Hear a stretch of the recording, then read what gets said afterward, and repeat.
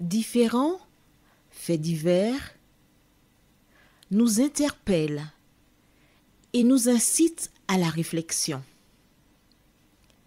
Ils annoncent un événement imminent et d'une grande importance.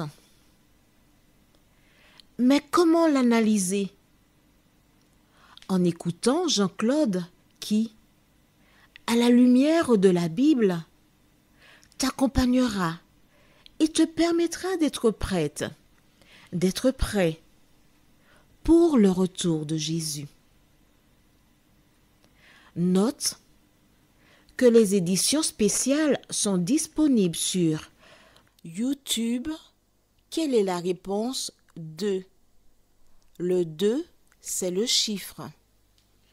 Je te salue fraternellement en Jésus-Christ, le Sauveur du monde.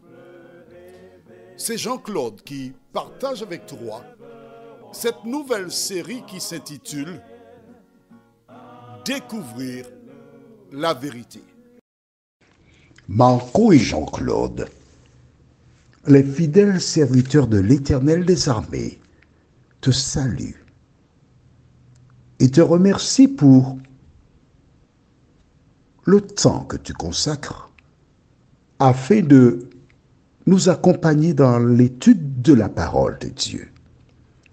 Nous avons vu précédemment comment cet homme, Réuel, qui est un sacrificateur, qui n'était pas un Hébreu, donna pour épouse à Moïse Séphora, l'une de ses 7 filles, parce qu'il avait veillé, protégé sur elle.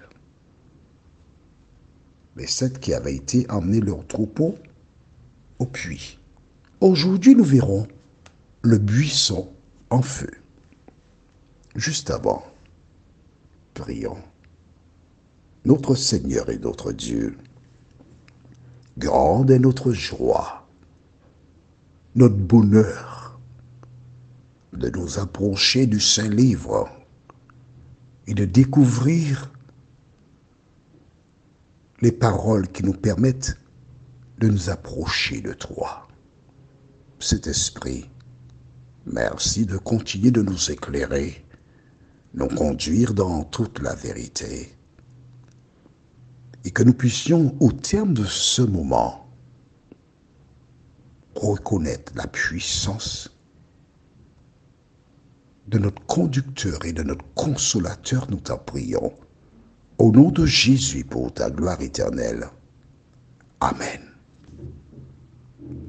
Voilà donc Moïse qui tout naturellement s'occupe du bétail. Et certainement, le lendemain, quand il emmena le bétail, les hommes l'ont vu et ils ont laissé passer Moïse, qui a commencé à s'occuper du bétail. Les jours passent, et cet homme qui était habitué à dormir sous les moustiquaires et qui consommait du caviar et d'autres mets succulents qui étaient préparés à la cour de Pharaon,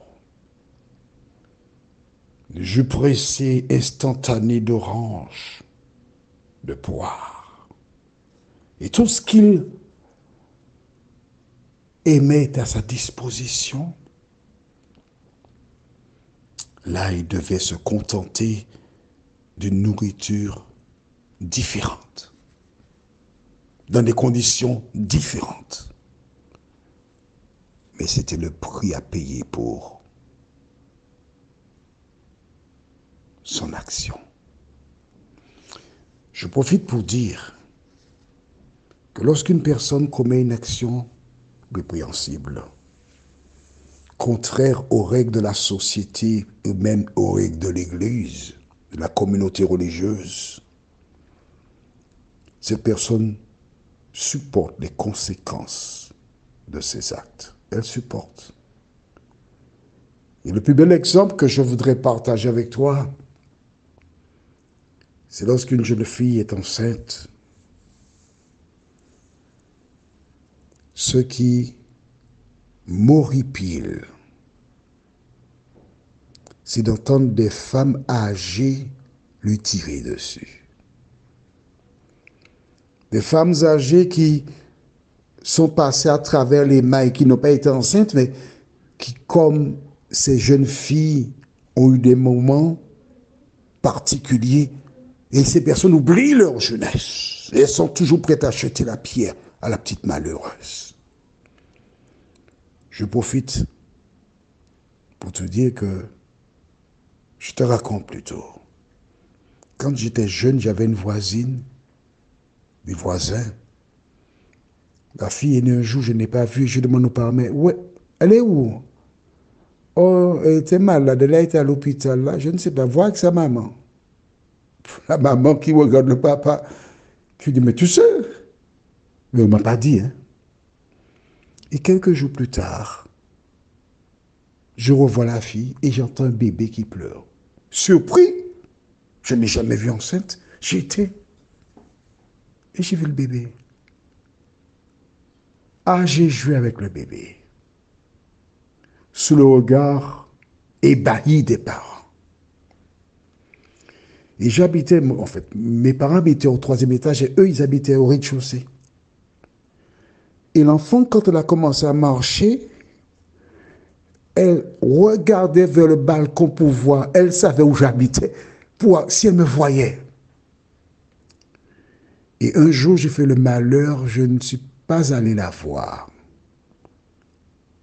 Quand 2 jours plus tard, j'ai été la voir, elle m'a toisé. Elle a détourné son regard de ma personne. Alors j'avais mon véhicule, j'étais acheté un frozen que je mangeais et j'ai tendu la main vers elle. Et tout en installant, elle a penché sa tête en avant et puis elle a mangé le frozen. Je l'ai embarqué dans mon véhicule pour faire un tour avec sa tante, assise devant. Quand je passe les vitesses, je passe ma main exprès sur sa jambe. Elle me propulsait ma main dans ma voiture. J'ai compris. Elle avait un attachement, elle me prenait pour son père et elle me présente encore aujourd'hui comme papa. Vois-tu, lorsqu'une fille est enceinte, au lieu de venir déposer encore des fardeaux sur elle, va vers elle et tu lui dis, est-ce que tu as déjà choisi le prénom, si c'est une fille, c'est un garçon? As-tu déjà des vêtements? Je voudrais t'accompagner pour t'offrir des vêtements. As-tu un berceau? C'est ce que tu dois faire. Parce qu'elle supporte déjà. Ne dépose pas encore des fardeaux sur sa tête, parce qu'en le faisant, tu fais l'œuvre du diable. Combien de personnes qui ont souffert des mauvais traitements des parents à la Martinique en ce temps-là, il y a longtemps, dès qu'une fille était enceinte, on l'envoyait chez sa tante à 20 km. Il ne fallait pas qu'on la voie. C'était la honte pour la famille. Je voudrais m'adresser aux mères et aux pères. Si tu as une fille qui est enceinte, prodigue-lui de l'amour. Parle-lui d'amour. Tiens-la par la main. Et tu lui dis, ma chérie, la vie continue. Même si plus tard, dans ta chambre, sans qu'elle entende, tu verses toutes tes larmes, parce que tu sais qu'elle sera l'objet de sollicitations. Mais montre-lui l'amour de Dieu. Moïse, 10 ans, il est berger. Et quand tu es berger, tu as des moutons, oh, c'est pas facile. Les moutons vont se mettre dans des situations pas possibles. 30 ans, 39 ans, 364 jours, près de 40 ans. Il est avec des moutons sous le soleil. Mais il est en vie. Il fait avec. Mais quelque chose se passera. Lisons dans le livre de Exode chapitre 3, les versets 1 à 4. La Bible déclare: Moïse faisait paître le troupeau de Jéthro, son beau-père, près de Madian. Et il mena le troupeau derrière le désert et vers la montagne de Dieu, à Horeb. L'ange de l'Éternel lui apparut dans une flamme de feu au milieu d'un buisson. Moïse regarda, et voici le buisson était tout en feu, et le buisson ne se consumait point. Moïse dit: Je veux me détourner pour voir quelle est cette grande vision et pourquoi le buisson ne se consume point. L'Éternel vit qu'il se détournait pour voir, et Dieu l'appela du milieu du buisson et dit: Moïse, Moïse. Et il répondit: Me voici. Arrêtons-nous ici. 40 ans. 40 années. 40 années de perdu pour certains. 40 années pour cet érudit qui était à la cour de Pharaon, qui dévorait les ouvrages dans la bibliothèque, qui s'exprimait probablement dans différentes langues, qui avait reçu des cours de juriste, de droit. Il était juriste, il connaissait le droit. Il avait reçu différentes formations. Et là, il se trouve là derrière des moutons. Certes, il entend le murmure du vent, mais il entend aussi mais. 40 ans. À aucun moment, sa famille ne sait où il se trouve, parce que la Bible ne parle pas. Et c'est à ce moment, après 40 années passées dans le désert, que Dieu se manifeste aux yeux de Moïse. À travers cet épisode, Dieu veut te montrer, me montrer, qu'il contrôle la situation. Pendant 20 ans, 10 ans, 30 ans ou autre, tu as rencontré des difficultés. Tu es piégé. Tu te trouves isolé. Mais l'Éternel ne t'a pas oublié. L'Éternel ne t'a pas abandonné. Voici Moïse qui voit le buisson en feu, mais les feuilles demeurent vertes. Mais qu'est-ce que c'est? Mais comment le feu a-t-il pris là? Alors il cherche à se rapprocher pour voir ce que c'est. Et la Bible dit que c'est l'Éternel qui, au milieu du feu, lui parle, lui dit: Moïse, Moïse, n'approche pas. L'Éternel était où? Au milieu du feu. Quand des personnes viennent te raconter qu'à cause du péché, Dieu ne peut pas venir sur terre, sache que c'est un mensonge. Parce que Dieu était au milieu du feu, donc sur terre. Il est venu s'adresser à Moïse. Il l'a appelé. Il n'a pas dit: homme, et toi là. Il a appelé Moïse 2 fois. Et ce dernier répondit: me voici. À travers cette série, Dieu t'appelle, toi qui m'écoutes. Répondras-tu comme Moïse: me voici?